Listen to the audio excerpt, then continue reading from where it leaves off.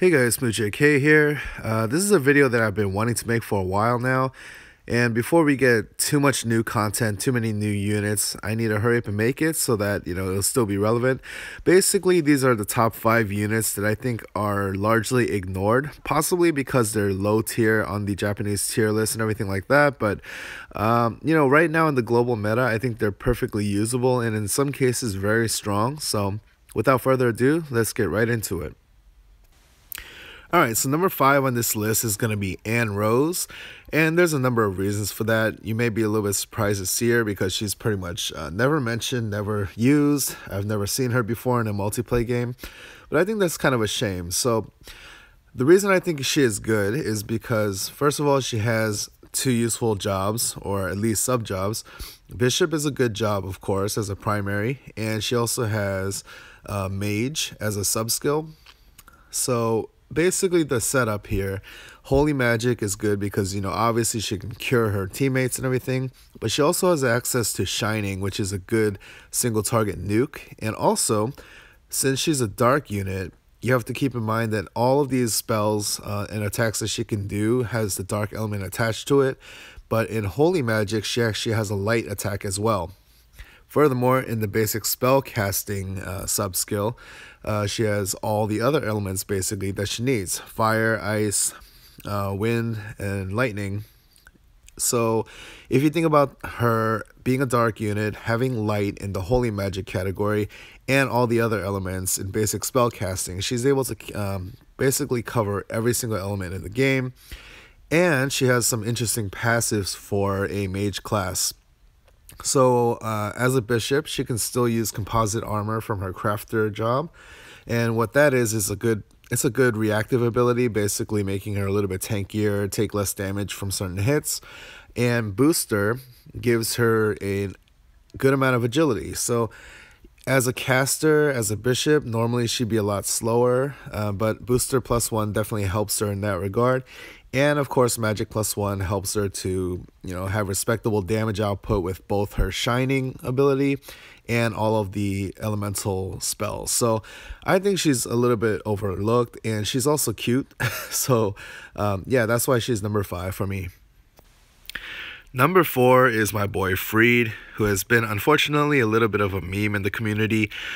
He used to be capped at 4 stars, but he recently got a 5-star upgrade, which made him, reach the top 5 in this list. So the reason why I think he is good is because Dragon Knight's a pretty decent class. I mean, it has the same 2 range that Dragon Cavaliers have. It has a lot of the same skills. They're just a little bit worse, but overall it's still pretty usable. And of course, with basic combat from his second job, he's able to buff up himself just like mini Zangetsu, basically. So he can charge up, then he can follow up with his strongest attack, which is probably Dragon Slayer.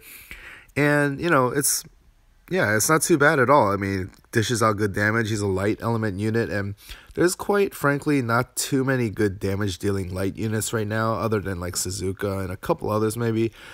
So the fact that he's able to, fill that kind of niche role right now, killing those dark element units, I think he's more useful than people give him credit for. Of course, his passives are decent, I guess. Toughness and power up are okay, but HP Drain I think is a really good reactive ability.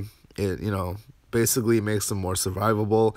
It's pretty much auto trigger every time, so I think he's very good. And yeah, I mean, just because his face is kind of goofy looking, I wouldn't overlook him. I would definitely give him a chance if you need a strong light unit. And, he's good in the future as well if you're into that kind of thing.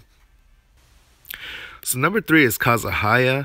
And you may be thinking, well, if he's so decent, yes, it is a he, why do you not have him built up?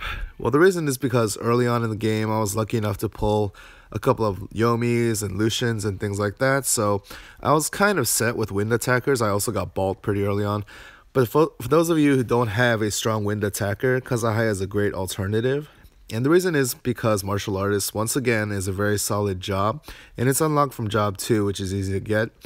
And right now I have him set up with Ninja Stealth, but if you don't have job 3 for him, you can quite easily make use of him with move plus 1, which is almost as good. I mean, 4-2 is almost as good as 4-3.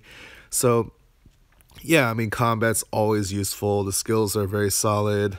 Basic combat with charge up, of course, is a good way to do it. I've seen Kazahaya's clear the what is it called? Basically the cannon extra level, the right side. I've seen Kazahaya's do it, so very capable unit overall. If you don't have a stronger wind unit to go with, so that's why he's number 3.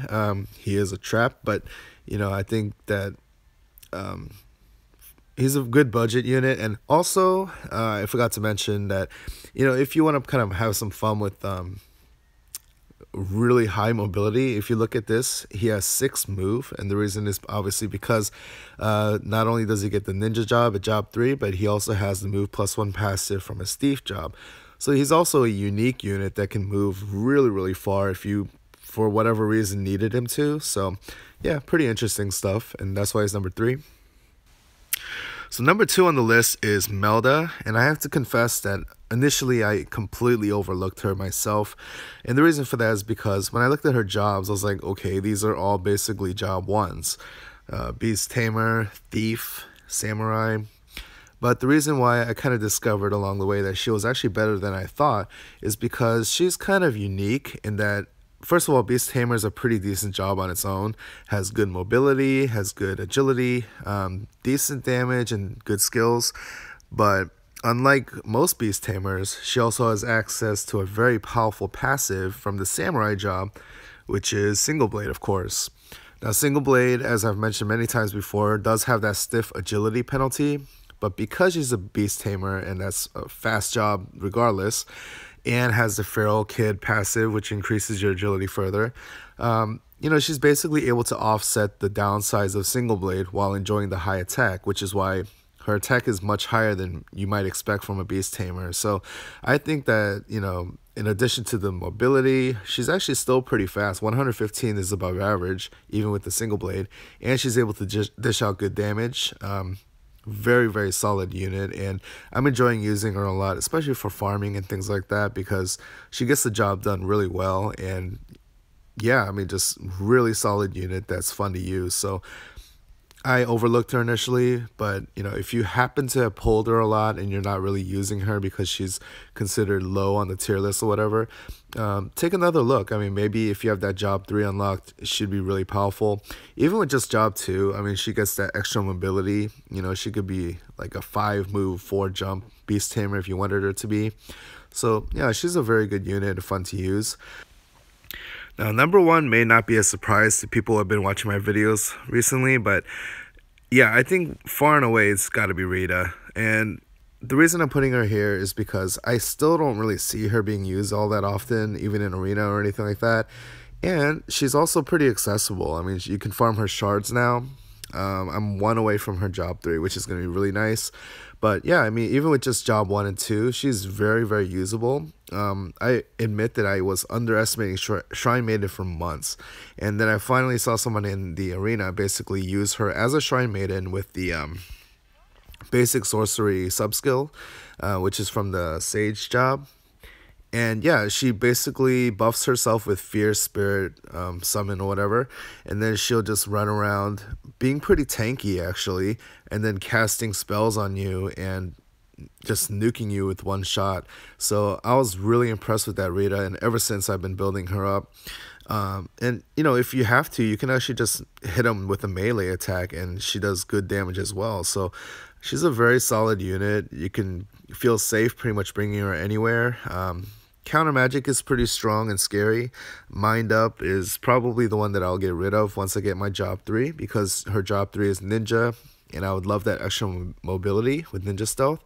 And I'll definitely keep magic up +2, of course, because that's her source of damage. So very, very solid and strong, scary unit, and I still think she's being very underused. And yeah, I mean, global right now, she's got to be one of the stronger units out there. So yeah, that's why she's number 1. I hope you enjoyed the list overall.